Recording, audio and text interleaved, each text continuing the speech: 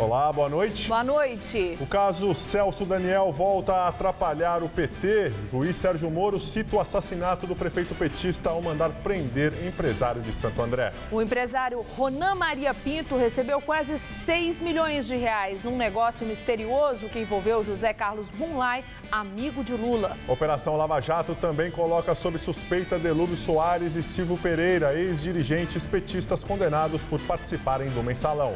Ato contra o impeachment no Palácio do Planalto vira rotina. Hoje, um líder sem terra chamou o juiz Sérgio Moro de golpista na frente de Dilma. Cuidado com um golpe de verdade. Cursos supletivos de segundo grau deixam alunos só na esperança do diploma.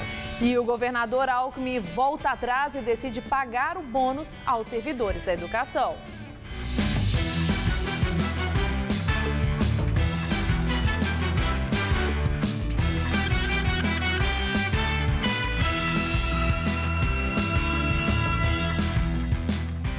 Prepare o seu bolso porque o governo autorizou o reajuste nos preços dos remédios.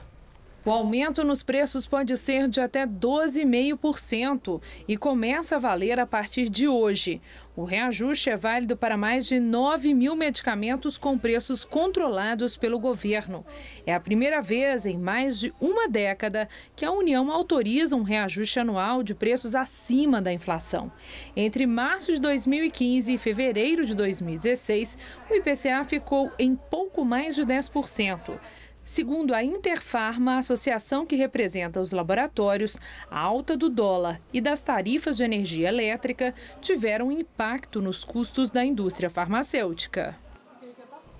Médico responsável pelo Instituto de Oftalmologia que fez o mutirão de catarata no ABC Paulista contesta o laudo apresentado pela Secretaria Municipal de São Bernardo do Campo.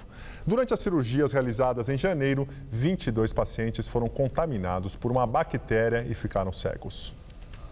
Essa foi a primeira vez que o Instituto de Oftalmologia da Baixada Santista se manifestou sobre o caso em São Bernardo do Campo, no ABC Paulista. O médico responsável pelo Instituto, Elcio Claypole, contestou o laudo apresentado pela Secretaria Municipal de Saúde, que apontou falhas nos procedimentos cirúrgicos. O laudo, ele não apresenta uma prova técnico-científica, ou seja, não houve crescimento da bactéria em nenhum SWAB ou nenhum exame realizado pela comissão. Então, nós não podemos dizer onde estava a bactéria. Na terça-feira, a Secretaria Municipal de Saúde de São Bernardo do Campo apresentou o resultado da sindicância, realizada no Hospital das Clínicas do município, onde as cirurgias de catarata foram feitas. O hospital terceirizou o serviço ao Instituto e disse que o médico que realizou as cirurgias, Paulo Barição, cometeu falhas na esterilização dos materiais usados. As cirurgias de catarata foram realizadas no dia 30 de janeiro no Hospital das Clínicas de São Bernardo do Campo.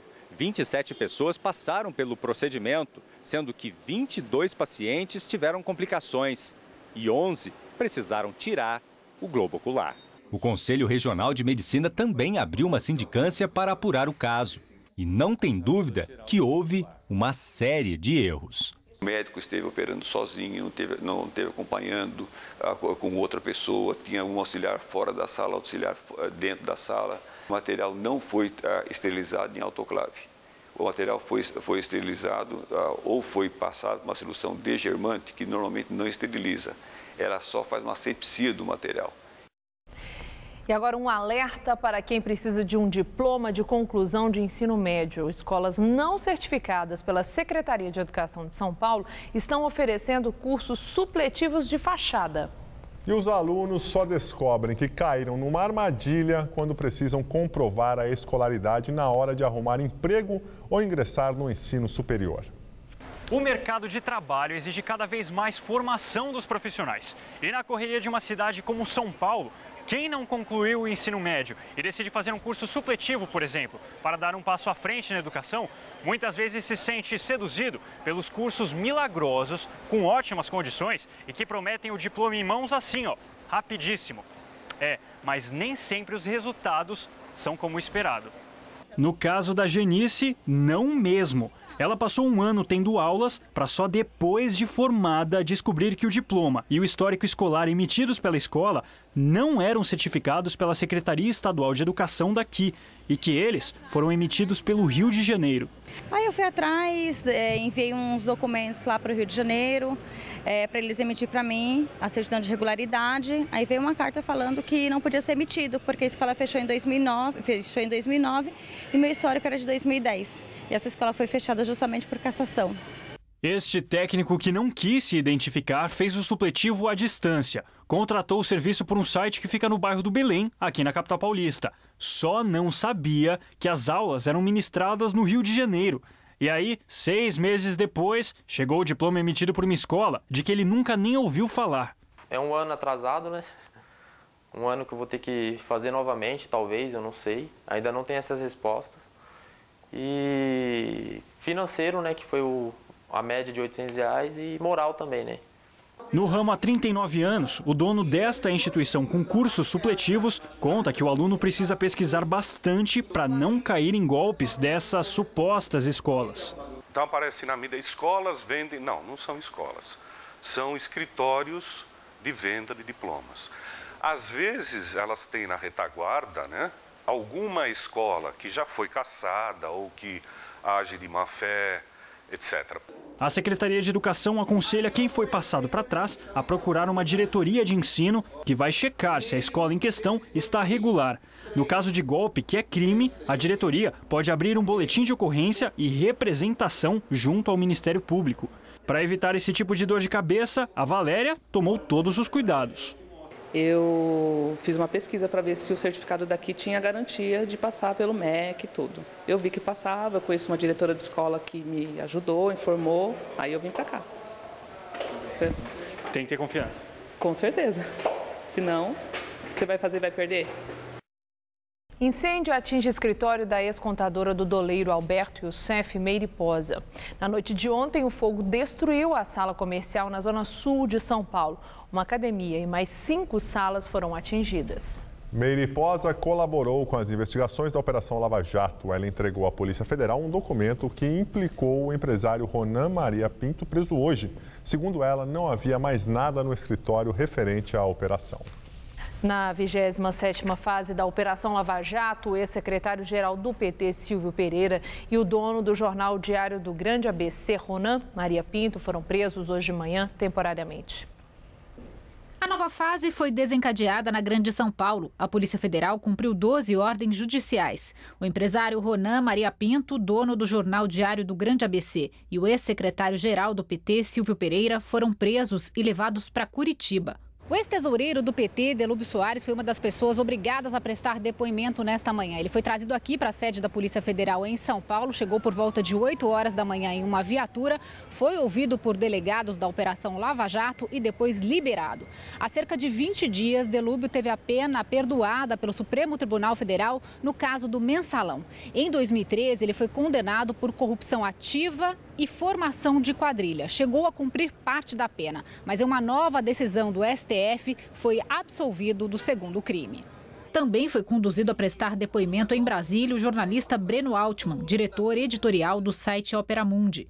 A investigação apura um empréstimo de 12 milhões de reais feito em 2004 pelo Banco Chaim ao pecuarista José Carlos Bunlai, preso durante outra fase da Operação Lava Jato. Bunlai é amigo pessoal do ex-presidente Lula. Em depoimento, ele relatou que metade desse valor foi destinado ao pagamento de dívidas do PT e a outra metade para o empresário Ronan Maria Pinto. Há suspeita de que Ronan chantageava o partido. O empréstimo foi pago por meio da contratação da Chaim como operadora de um navio sonda da Petrobras em 2009, ao custo de 1 bilhão e 600 milhões de dólares. Entre os crimes investigados estão extorsão, falsidade ideológica, fraude, corrupção ativa e passiva e lavagem de dinheiro. O senhor Delúbio Soares foi citado pelo senhor Salim Chaim, pelo senhor José Carlos Bunlai e pelo senhor Sandro Tordim, como a pessoa que representou os interesses do Partido dos Trabalhadores junto ao Banco Chaim para a concessão do empréstimo. O papel do senhor Silvio, em princípio, ele seria, já na época dos fatos, seria o principal articulador do Partido dos Trabalhadores junto ao senhor Marcos Valério, inclusive no esquema do mensalão, e nesse episódio específico há indícios de que ele também atuou arquitetando esse esquema de lavagem de dinheiro proveniente do empréstimo fraudulento do Banco Chain. A prisão temporária de Ronan e do ex-secretário-geral do PT, Silvio Pereira, tem prazo de 5 dias. Silvio ficou conhecido durante o escândalo do mensalão por ter recebido um Jeep Land Rover da empreiteira GDK, que também é investigada pela Polícia Federal. Da Lava Jato, ele é suspeito de receber cerca de R$500 mil da OAS e da UTC Engenharia como uma mesada para não denunciar irregularidades das empreiteiras. Em entrevista coletiva, o Ministério Público Federal explicou as diferenças entre a atuação dos suspeitos no caso do mensalão e no esquema de corrupção da Petrobras. Enquanto no mensalão os empréstimos eram pagos com favores do governo para a instituição financeira, no nosso caso o empréstimo foi pago mediante um favor da Petrobras. Então são coisas totalmente diferentes.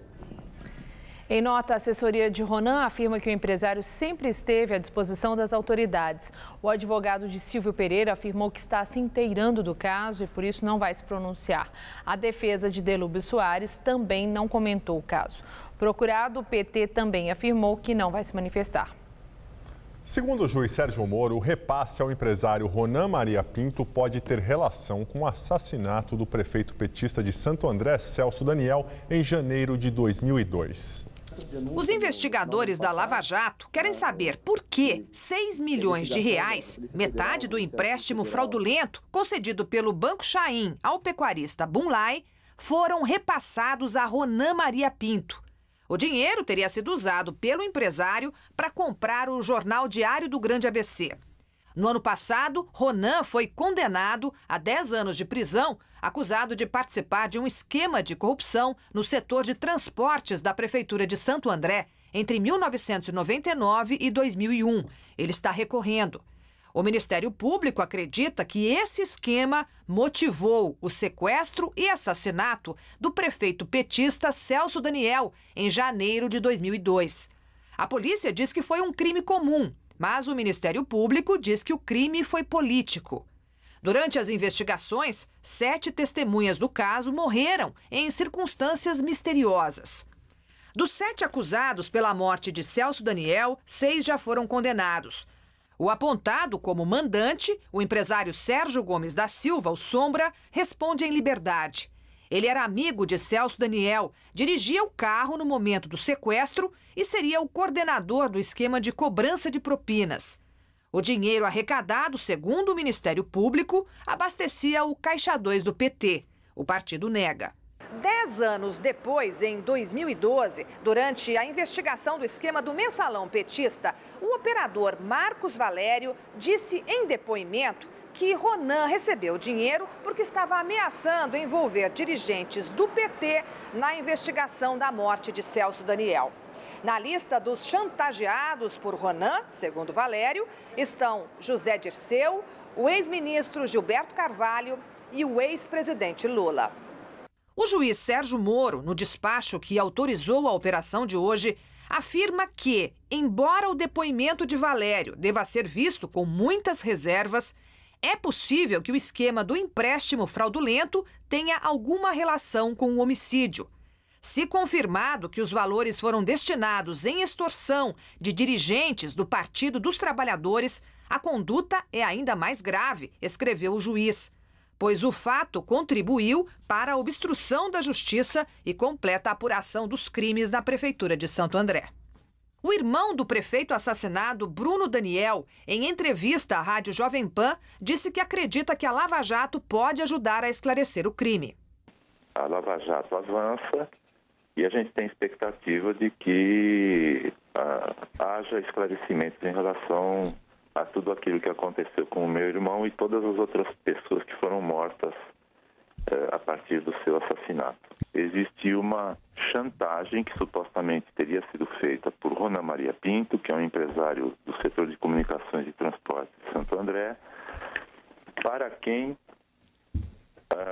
foram alocados recursos a partir do Petrolão para que ele comprasse o Jornal Diário do Grande ABC. Uma questão que fica é qual foi o teor da chantagem. Essa chantagem teria sido realizada junto a José Dirceu, Lula e Gilberto Carvalho. Então, qual é o teor da chantagem?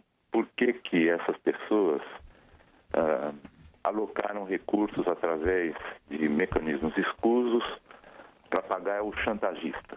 Isso é necessário esclarecer. Celso Daniel, morto em 2002, foi coordenador da campanha do ex-presidente Lula. E agora o comentário de Josias de Souza, direto de Brasília. Ele fala sobre a nova fase da Operação Lava Jato. Há 2 semanas, a voz de Lula soou num grampo da Polícia Federal dizendo o seguinte: eu estou muito assustado com a República de Curitiba. A nova fase da Operação Lava Jato, deflagrada hoje, mostra por que Lula anda tão assustado. Compondo um enredo de filme policial que inclui morte, roubo e extorsão, a turma da Lava Jato acomodou no mesmo quadro os 3 grandes escândalos da era petista: o assassinato do ex-prefeito Celso Daniel, o Mensalão e o Petrolão. A investigação mostra que há uma conexão entre esses casos. O operador do Mensalão conta que um empresário do ABC paulista extorquiu Lula e outros dirigentes petistas. Para não contar detalhes do assassinato de Celso Daniel, exigiu 6 milhões de reais. E o pecuarista José Carlos Bunlai, amigão de Lula, revela aos investigadores da Lava Jato que o dinheiro que calou o empresário foi roubado da Petrobras.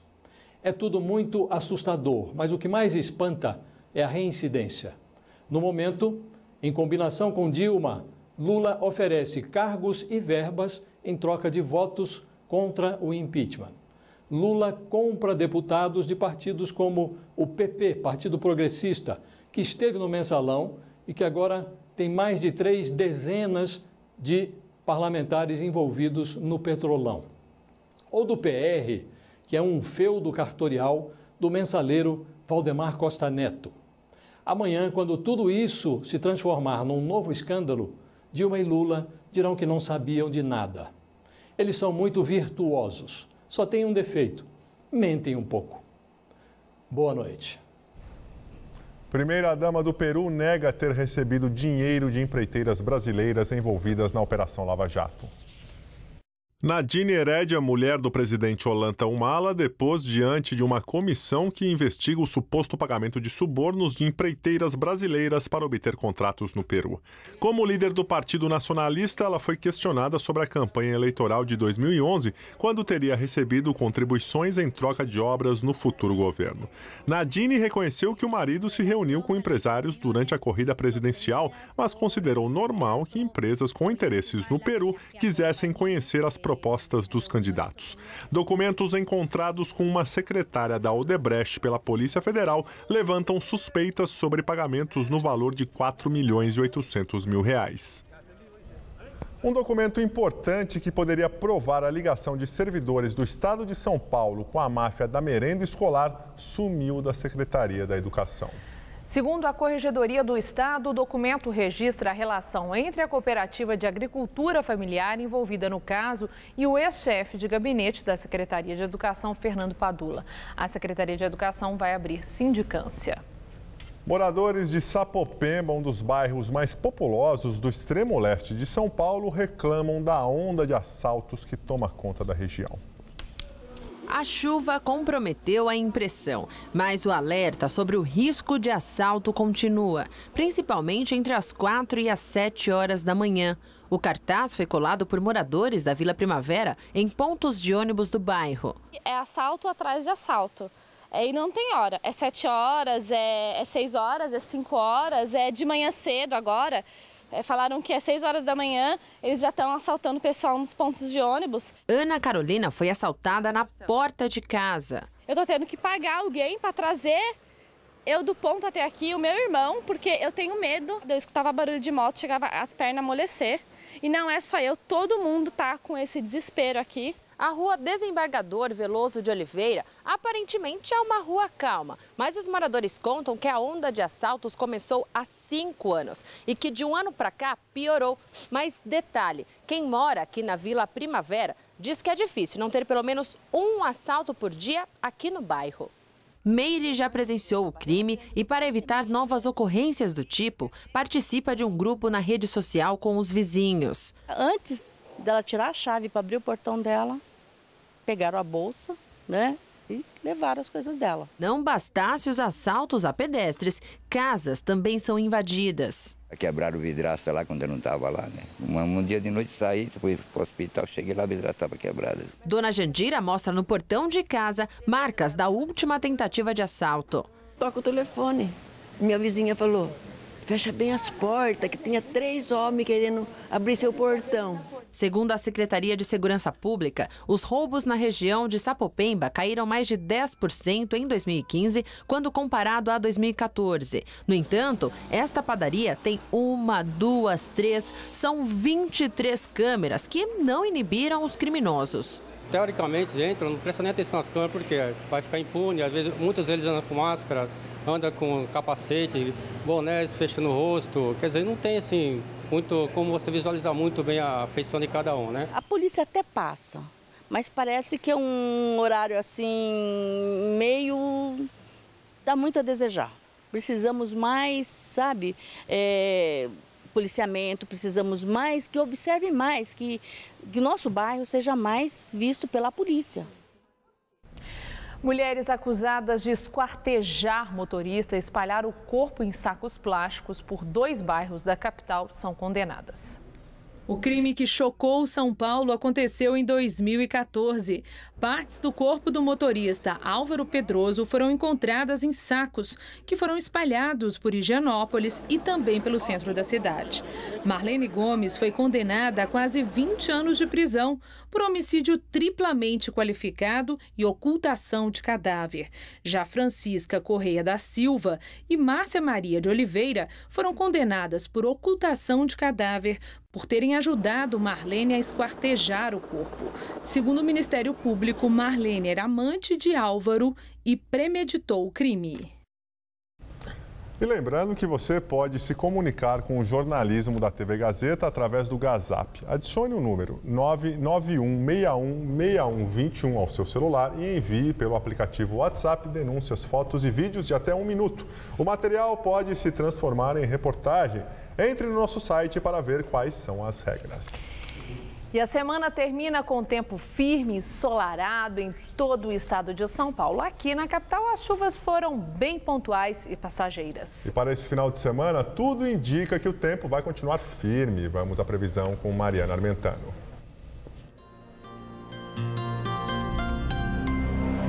Nessa fase de transição entre verão e outono, é bem comum que o ar quente carregado de umidade predomine por todo o país, mas de forma mal distribuída. É isso que faz com que o ar seco ganhe força em algumas regiões. Amanhã o tempo segue firme e ensolarado, com muito calor e nada de chuva nessas áreas entre o noroeste do Paraná, sul de Goiás e do Mato Grosso, centro-leste de São Paulo e do Rio de Janeiro e em boa parte do interior nordestino. Na faixa norte do país, a chuva já enfraquece em Fortaleza, onde choveu muito nos últimos dias, mas ganha força no norte do Maranhão e no norte do Pará. Pode chover forte também no sul do Brasil, ali na região da Campanha Gaúcha. Já na costa leste do Nordeste, chuvas rápidas que vêm só para refrescar o calor, que chega a ser de 31 graus em Maceió e de 32 em Salvador. Aqui no Sudeste faz até 30 graus em BH e 34 no Rio. Esse calorão também vai predominar durante todo o final de semana aqui no estado de São Paulo. Como o ar seco ganha força, as chances de chuva diminuem consideravelmente e o tempo segue firme e ensolarado na maior parte do estado. A máxima chega a bater na casa dos 36 graus em Presidente Bernardes, em Araçatuba e em Votuporanga. No litoral, o mar vai estar calminho, melhor para os banhistas que para os surfistas. Faz até 29 graus em Caraguatatuba e 30 graus em Santos. Vamos ver como ficam os próximos dias aqui na capital? Nessa madrugada, mínima de 20, tarde ensolarada amanhã com máxima de 31 graus. No domingo, esquenta mais, faz até 32 e o tempo continua firme no início da semana. Na segunda-feira, máxima prevista de 31 graus por aqui. E uma manifestação acontece neste momento aqui na Avenida Paulista. Aproximadamente 200 pessoas protestam na via. Os manifestantes se concentram no MASP e estão andando em direção à Praça do Ciclista, que fica próxima da Avenida Consolação, da Rua da Consolação. Eles protestam contra o governo da presidente Dilma Rousseff. Mais informações ainda nesta edição. E as contas de luz ficam mais baratas a partir de hoje. Entra em vigor agora em abril a bandeira verde e acabam as cobranças extras nas faturas. Isso acontece porque, com as chuvas, as usinas hidroelétricas voltaram a produzir energia e não é mais necessário o uso das termoelétricas, que produzem energia a um custo mais elevado. Em 2015, os brasileiros pagaram 14 bilhões e 700 milhões de reais a mais nas contas de luz devido à cobrança da bandeira tarifária.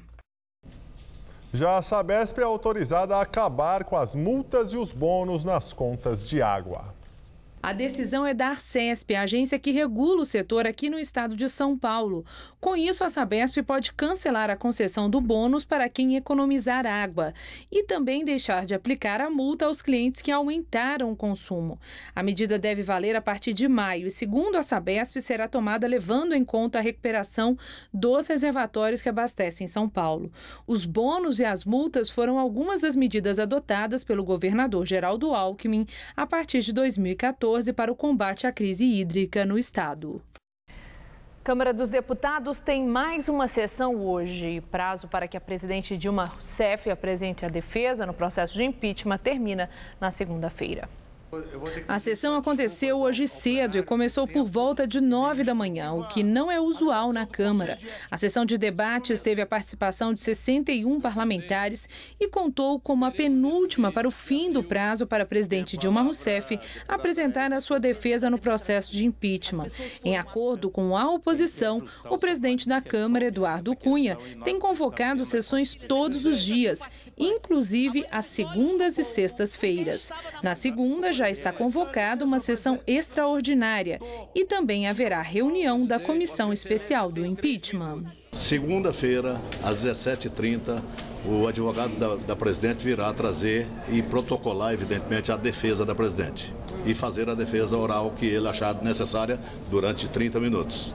Quando terminar a comissão, você tem 96 horas. 4 dias para poder ser votado. Nós não vamos marcar dia para nada, nós vamos simplesmente dar sequência. O ex-ministro da Educação, Cid Gomes, protocolou um pedido de impeachment do vice-presidente da República, Michel Temer. Gomes cita a mensagem de texto no celular do ex-presidente da empreiteira OAS, Léo Pinheiro, no qual foi mencionado o pagamento de 5 milhões de reais a PMDBistas. O ex-ministro diz que Temer deve ser responsabilizado pelas denúncias que envolvem o PMDB e seus integrantes, já que é presidente nacional do partido. A assessoria de Temer informou que ele não vai comentar. Mais um ato contra o impeachment no Palácio do Planalto. A presidente Dilma Rousseff assinou hoje decretos que desapropriam terras para a reforma agrária e regularizam de quilombos. O evento faz parte da estratégia do governo de organizar a chamada Agenda Positiva, num período de intensa turbulência política. Durante a cerimônia, ao falar onde ficavam os locais beneficiados, Dilma se atrapalhou e trocou a palavra quilombolas por colombolas. Retrato de mais uma semana difícil que a presidente enfrenta. Oficializam a legítima ocupação de terras pelas comunidades colombolas. Em Sergipe. Em outro momento, ao dizer que se orgulhava da lei de cotas nas universidades públicas, Dilma disse que ela está em vigor desde 2018. O correto é 2012.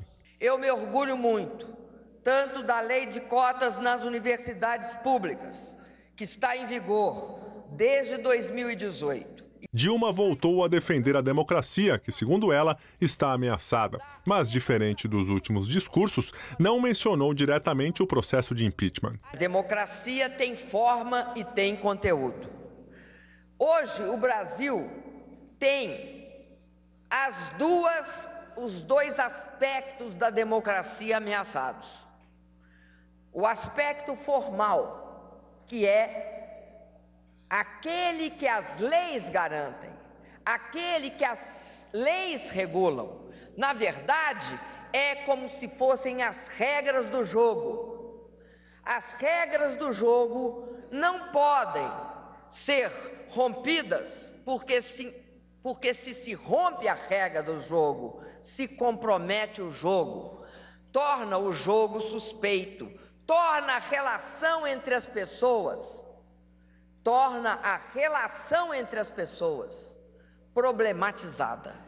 Ao discursar, o coordenador nacional do MST, Alexandre Conceição, chamou o juiz Sérgio Moro de golpista e o acusou de ter, há 3 anos, determinado a prisão de integrantes do movimento. O juiz Moura, esse golpista, prendeu nossos companheiros há 3 anos atrás, sem nenhuma justificativa. E hoje, graças a Deus e à liberdade desse país e à justiça que ainda existe, estão todos soltos, porque nós não cometemos crime. Crime comete o latifúndio e esse juiz que faz da sua capacidade de juiz, da sua caneta de juiz, faz as maldades contra esse povo brasileiro. Conceição também chamou o presidente da Câmara dos Deputados, Eduardo Cunha, do PMDB, de bandido e criticou os veículos de imprensa.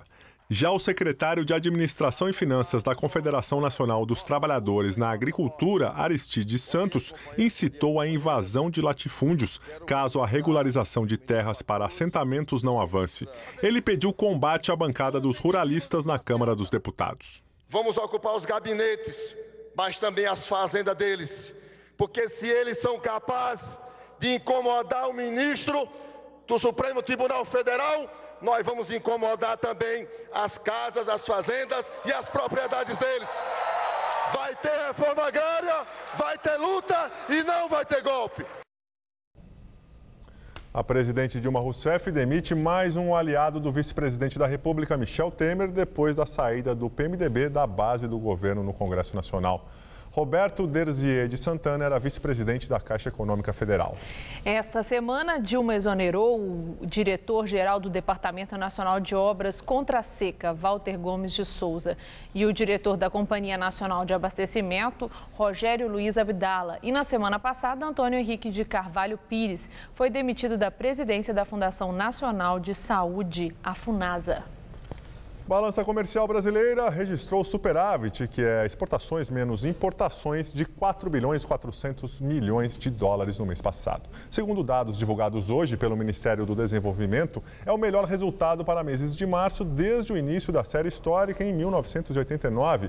A melhora do saldo positivo da balança comercial está relacionada principalmente com a forte queda nas importações. E a produção da indústria recuou 2,5% em fevereiro na comparação com o mês anterior, segundo informou o IBGE. É o pior resultado desde dezembro de 2013. Considerando apenas o mês de fevereiro, é a maior queda da série histórica, que teve início em 2002.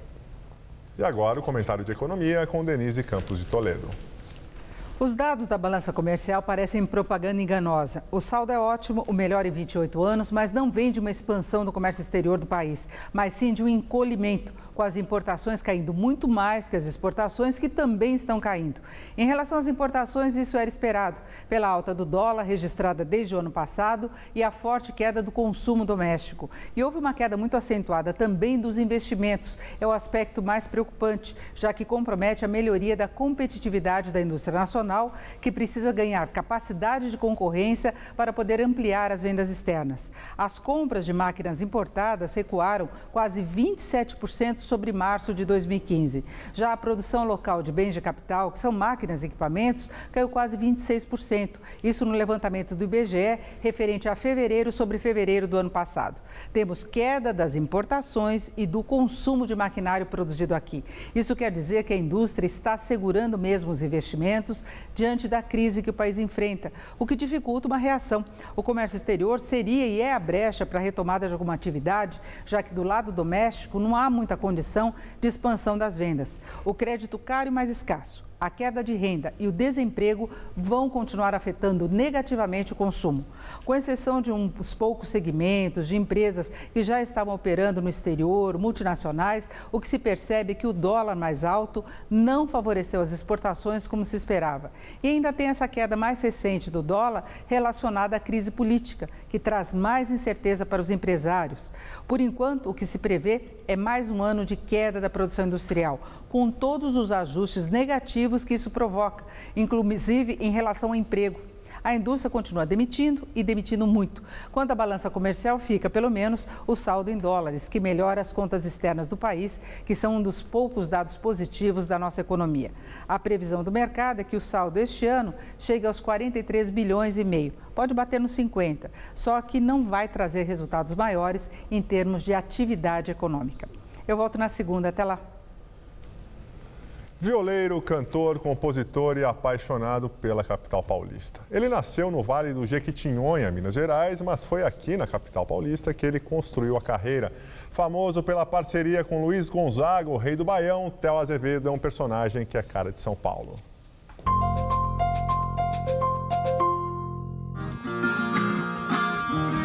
Calango vem, calango vai, calango fica, calango sai. Os dedos afinados e a voz marcante acompanham esse grande caipira há quase 70 anos. Eu ainda criança, meu pai era um cantador conhecido como Teófilo, cantador de um braço só.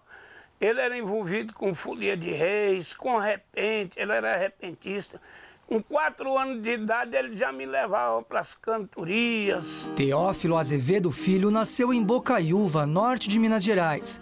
Ainda jovem, foi tentar a vida na capital, Belo Horizonte. Cantei nas praças, nas ruas, né, corri bandeja, fui preso porque cantava nas ruas, repente nas ruas. Era considerado vadio naquele tempo, né? Em 1951, esteve em São Paulo pela primeira vez, mas com a morte do pai, voltou para Minas. Em 69, se estabeleceu de vez aqui, onde ajudou a divulgar a música regional, principalmente a nordestina. Produziu mais de 3.000 títulos para artistas que se tornaram amigos. Sérgio Reis, Jair Rodrigues, Zé Ramalho. Também escreveu livros cujos temas vão desde o poder das plantas medicinais até os cordéis, esse daqui traduzido para o alemão. Em 2013, o Théo Azevedo foi consagrado com um dos maiores prêmios que um artista pode receber. Está aqui o troféu de melhor produtor do Grammy Latino, entregue lá em Las Vegas, nos Estados Unidos. Foi o ápice da carreira pela produção do disco Salve Gonzagão 100 anos. Aliás, foi com Luiz Gonzaga, o Rei do Baião, que Théo selou uma parceria marcante. Ele me viu cantando e numa roda alguém falou: ó, o Rei do Baião tá te vendo, o tio Vino. Aí eu fiz uns versos para ele, ele ficou encantado. Outro trabalho de destaque foi o disco São Paulo Musical, quando a capital completou 450 anos. E ele continua compondo. De 69 até hoje, estou batalhando aqui em São Paulo. E São Paulo me deu oportunidades que eu nunca tive na vida. No ano passado, esse matuto do Vale do Jequitinhonha ganhou o título de cidadão paulistano. Reconhecimento traduzido em verso, prosa e amor pela cidade.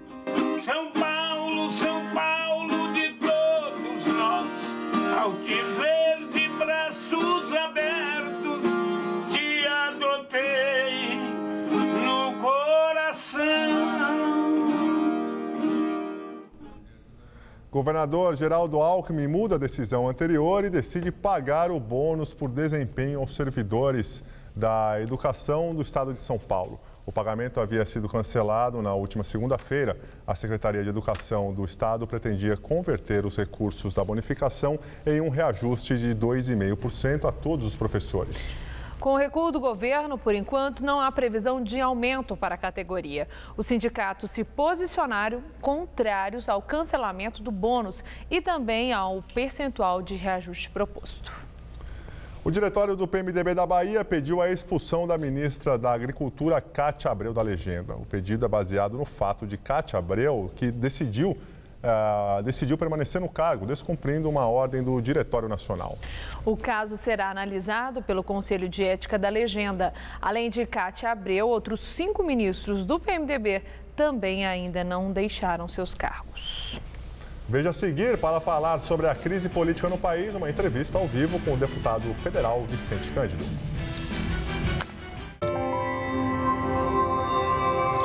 A pior seca da nossa história foi vencida pela mobilização exemplar de todos nós. Cada um fazendo a sua parte. O combate ao desperdício de água, as interligações entre os sistemas, novos reservatórios e obras nos deixaram mais preparados para enfrentar novas estiagens severas. A meteorologia prevê chuvas mais regulares este ano, mas o clima no mundo todo está mudando. E aqui, São Paulo não pode depender de São Pedro.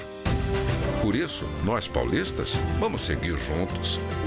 Enquanto o governo do estado e a Sabesp continuam investindo em meios que asseguram o abastecimento da região metropolitana de São Paulo, você, consumidor, continua usando a água de forma consciente. Água, população e governo unidos pela mesma causa. Governo do Estado de São Paulo. Mega Feirão Silvia Design. Produtos direto da fábrica pra você a preço de custo. Por exemplo, esse home a partir de R$ 599. Olha que maravilhoso esse armário a partir de R$ 899. Tudo isso a pronta entrega, você chega e carrega na hora. Aonde? Joaquim Ramalho 408 na Vila Guilherme e Rodovia Raposo Tavares, quilômetro 15 aqui do São Paulo. E tá aberta de domingo a domingo. Tolstói influenciou Mahatma Gandhi. Aldous Huxley imaginou a clonagem muito antes dela existir. Dostoiévski foi essencial para a psicanálise de Freud. Os grandes escritores fizeram muito pelo mundo. Imagine o que eles podem fazer por você. Coleção Folha, grandes nomes da literatura. Todo domingo nas bancas, um livro por R$19,90. Na compra do primeiro, grátis o segundo. Colecione. Atenção, as lojas Veste Casa estão fazendo o maior bota fora da história. Produtos avariados, últimas peças de exposição. Almofadas Zap Zap por apenas R$15,99. Mantas a partir de R$16,99. Só amanhã na Veste Casa. Qual Casper você é? Eu sou jornalismo. Eu sou relações públicas. Eu sou publicidade e propaganda.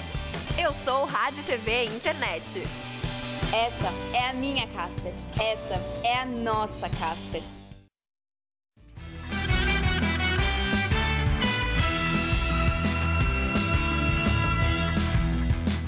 O juiz Sérgio Moro autorizou que o ex-ministro José Dirceu, preso pela Operação Lava Jato, seja levado a um hospital particular de Curitiba para uma bateria de exames. Ontem, a defesa de Dirceu pediu à Justiça Federal a internação do ex-ministro. Segundo os advogados, Dirceu vem tendo dores de cabeça constantes, tem apresentado um quadro de pressão alta e também um distúrbio de ansiedade. A defesa alega que a penitenciária de Pinhais, onde Dirceu está preso, não dispõe de estrutura necessária para os exames que ele precisa. Na decisão, Moro também permitiu, se for necessária, a internação de José Dirceu em um hospital. Na entrevista do dia com Maria Lídia Flandoli, o impacto do acirramento da crise sobre o ânimo dos petistas. Para falar sobre as convicções e vigor da militância do PT, eu entrevisto o deputado federal Vicente Cândido, petista há 34 anos, com longa carreira na política, onde já foi vereador, deputado estadual e presidente do Diretório Municipal do PT de São Paulo. Obrigada, deputado, por estar conosco. Deputado, a cada dia um fato novo. E para o acompanhamento deles, todos precisamos estar muito esclarecidos e atentos. Hoje, uma nova fase da Lava Jato anunciou busca, apreensão e também prisão de duas pessoas de Santo André, Ronan Maria Pinto, e dono do Jornal do Grande ABC, e também o Silvinho Pereira, que foi secretário do PT tempos passados. E uma conversa paralela em relação a essa ação, e até uma crença do próprio juiz Sérgio Moro, é que possivelmente, através da ação de Ministério Público de São Paulo, possa haver o esclarecimento definitivo do assassinato do ex-prefeito Celso Daniel. O senhor fica animado com a possibilidade de remoção de uma nebulosa em torno desse caso que dificulta muito o entendimento? Animado não, mas todo fato que puder esclarecer um crime dessa natureza, eu acho que ajuda a polícia, ajuda o Ministério Público e ajuda até os próprios petistas, porque se a gente pegar mesmo os dirigentes do ABC ali mais próximos do caso Celso Daniel, não sabe até hoje, né, qual foi o desenrolar do crime, né? Você pode dizer que foi o crime perfeito, mas teve mortes, teve prisões em torno de tudo isso, mas ainda não desvendado o caso, né? Se servir para isso, eu acho que está cumprindo um papel.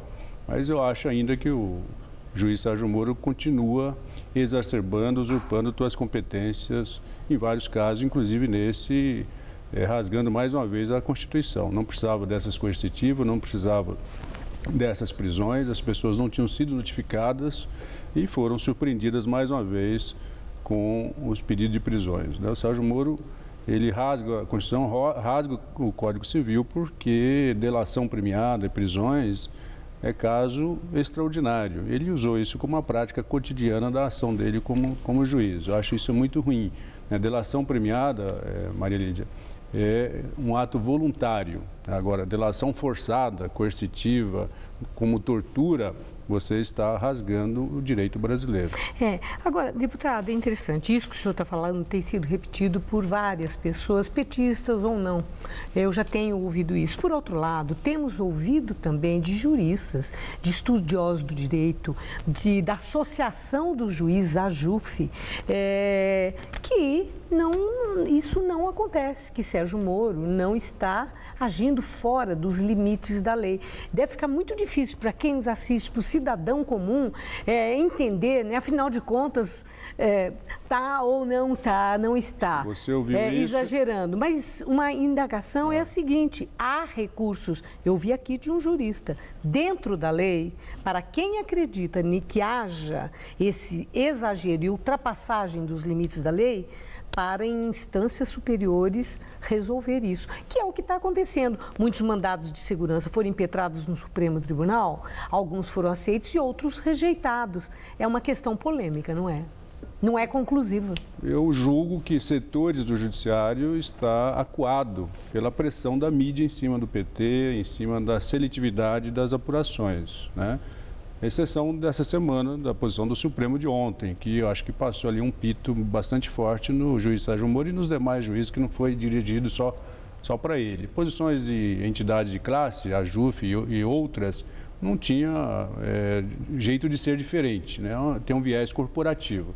Se você ouviu isso, a gente está lendo isso também. Por outro lado, eu já ouvi também de pessoas e juristas, né, de que há, sim, uma forçada de barra muito grande. Não, é como eu disse, eu mesma já reconheci ao senhor que há quem diga como o senhor, mas ao mesmo tempo há quem diga o contrário.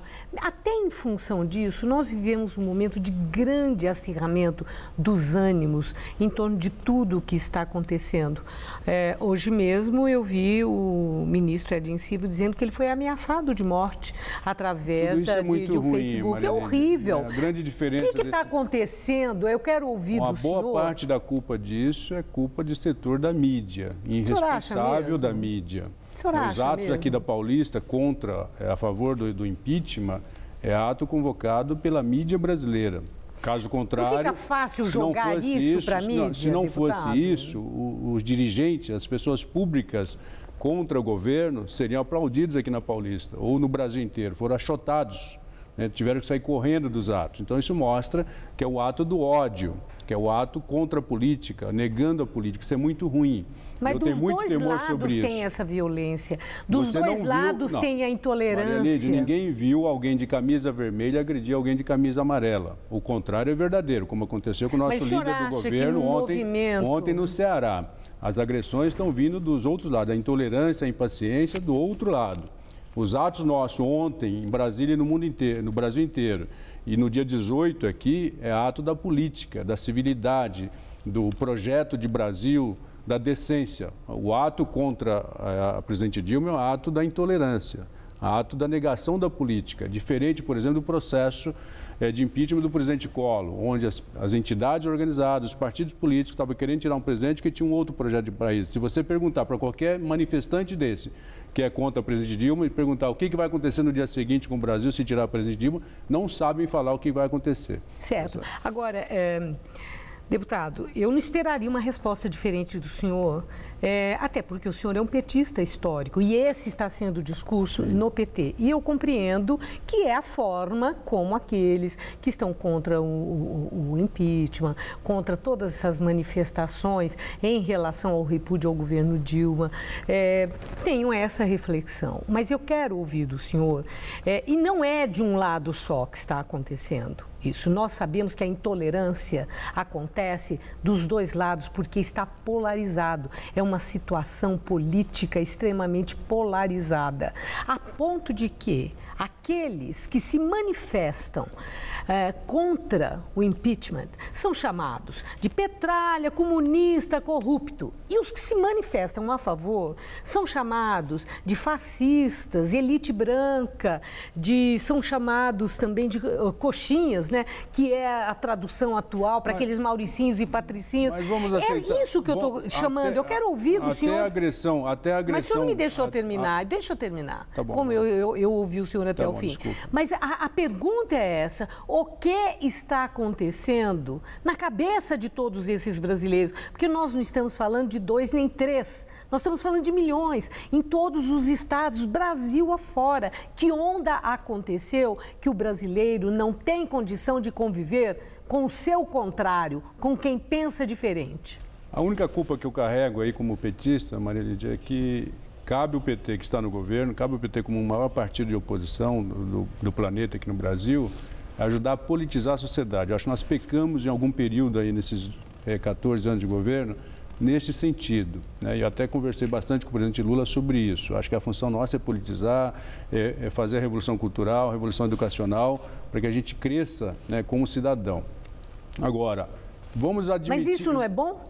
O quê? O crescimento como cidadão? Necessário. Acho que essa é a função nossa. Não, eu acho que aí está a falha nossa. Agora, vamos admitir que a agressão verbal seja tolerável, porque o parlamento faz isso, é liberdade de expressão. Agora, a agressão física é deplorável. E da nossa parte não haverá agressão física. No máximo que pode acontecer, talvez alguma legítima defesa, que ninguém vai apanhar também e levar desaforo para casa. Mas também não tem acontecido. Então, o que a gente pede para as pessoas que são contra, é que aprendam a fazer o debate, que ajuda a construir o Brasil decente. Vamos fazer o debate, né, das palavras, do convencimento, e não da agressão física. Acho que a agressão física tem que ser abominada a todo e qualquer momento e repudiada por todos nós. Eu acho que a mídia pode ajudar nisso.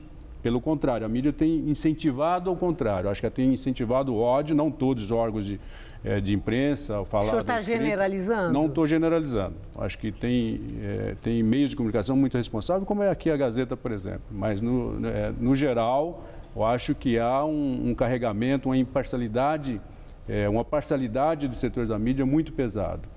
De preconceito, de ódio, inclusive, principalmente sobre o Partido dos Trabalhadores. Então, isso, eu acho que nós temos que dividir essa responsabilidade e carregá-la em cima de quem é o culpado. A definição desse culpado ainda está, como é que se diz, a caminho, não é clara, né, para todos. A polarização está instalada. O que é importante acho que a polarização é interessante, acho que ajuda, acho que o antagonismo ajuda o crescimento. Agora, não pode ter agressão, não pode ter exacerbação, não pode ter, acho que isso... Aí eu acho que não há isso, dúvida, acho que o parlamento tem a sua responsabilidade, o governo tem a sua responsabilidade, e os órgãos de comunicação, sobretudo, que propagam essas posições, talvez tenham um pouco mais de responsabilidade. Não todos, não estou generalizando, acho que seria leviano fazer isso. Há que haver civilidade, né, deputado? Muito obrigada. Uma boa noite por sua entrevista. E eu agradeço. Na máxima de que não há mal que dure para sempre, nem bem que nunca se acabe. Nós vamos superar isso muito brevemente. Obrigada, boa noite. Estela. Voltamos a falar da manifestação que acontece neste momento na Avenida Paulista. Cerca de 200 pessoas fazem um protesto contra os políticos brasileiros. A repórter Carla Rodeiro tem mais informações. Olha, os manifestantes estão concentrados agora em frente à sede do escritório da Presidência da República, na altura da Rua Augusta. A Avenida Paulista está bloqueada em 2 quarteirões no sentido Paraíso. São sindicalistas e trabalhadores de sindicatos filiados à Conlutas, que é a central sindical ligada ao PSTU. É um protesto do Fora Todos. Eles pedem a saída não só da presidente Dilma, mas também do vice Michel Temer, do presidente do Senado, Renan Calheiros, e do presidente da Câmara também, Eduardo Cunha. São contra Lula e também contra Aécio Neves. Eles defendem eleições gerais já. E o Jornal da Gazeta fica por aqui. A edição de hoje pode ser vista no site do Jornal da Gazeta. Eu volto com mais notícias em nossa edição das 10. Eu te espero. Até já. Eu volto na segunda-feira às 19 horas. Uma boa noite para você, um ótimo fim de semana.